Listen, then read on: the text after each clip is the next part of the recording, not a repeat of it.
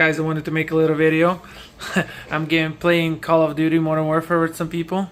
I got 143 megabytes download and 39 upload, and look what I'm running. I'm running a phone tethered to this mini travel router, which is called GL-MT1300, and yeah, it's running an unlock code, which shows the provider.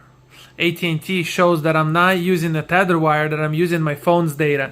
So, because you have a limit on a hotspot or tethering, but you connect it to there, and this is running a code, pretty much TTL code of 65. You guys look it up what that means.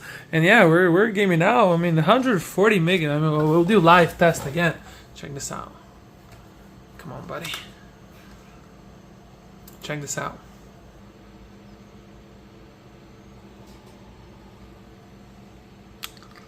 Yeah, it's catching up. I mean, damn. I like this. I like this.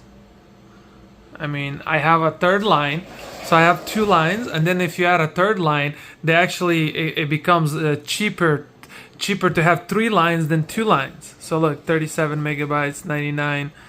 So 99 megabytes a second. So in 10 seconds, that's 1 gig. In 60 seconds, that's 6 gigs. What else do you need?